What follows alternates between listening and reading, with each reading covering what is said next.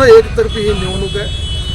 Bharatiya Janata party महायुतीचे उमेदवार राजेंद्र राऊत साहेब हे मोठ्या फरकाने ह्या निवडणुकीत विजय होते।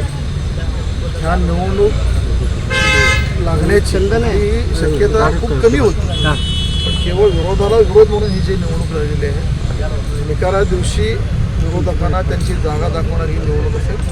मोठ्या फरकाने ही निवडणूक आम्ही जिंकू। दादा एका इगो दुखवल्यामुळे ही निवडणूक लावली, त्या व्यक्तीचा इगो आता संपलाय का? या निवडणुकीच्या मतदानाने संपेल असं निकाला दिवशी संपून जाईल। निकाला दिवशी ज्यांनी निवडणूक लावलं ज्या इगो पोटी, तर त्यांना त्या दिवशी ती जागा कळून जाईल की आपण आपलं संख्याबळ नसताना सुद्धाही केवळ आपल्या स्वतःच्या इगोसाठी ही निवडणूक जिल्ह्यावर लढली। त्यांना ह्या निवडणुकीच्या निकालाच्या दिवशी स्पष्ट दादा कुठेतरी अदृश्य शक्ती समोर येईल का? कारण हर हर महादेवचं स्टेटस जे आहे ते विरोधकांकडून ठेवण्यात येत आहे। तहसील मोहिते पाटलांनी ते स्टेटस ठेवलं आणि त्यांनी यापूर्वी सुद्धा दावा केलेला आहे की अदृश्य शक्ती आमच्या मागे आहे।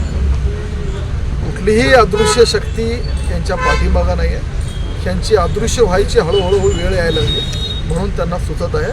आणि हर हर महादेव जय श्रीराम हा घेऊन नारा आम्ही निघालेलो आहोत। त्यामुळं हर हर महादेव जय श्रीराम हे नारा आमच्या सोबत आहे।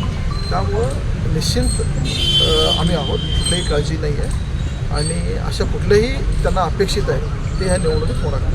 दादा काल त्यांनी पत्रकार परिषद घेऊन जे आहे ना त्याच्यावर त्यांना आरोप करण्याच्या पलीकडं चेन वोटिंग असेल किंवा इतर काही गोष्टी असतील त्याच्या पलीकडे जागाच नाही आहे। थोडक्यात निवडणुकीच्या निकालाच्या वेळी जे बोलायला पाहिजे ते निकालाच्या अगोदर ते बोलायला लागले। त्यामुळे तुम्ही निकालाची स्पष्टता त्यांच्या स्टेटमेंटवरून आपल्याला किती निकाल कसा लागणार? एकतर्फी निकाल असणार आहे।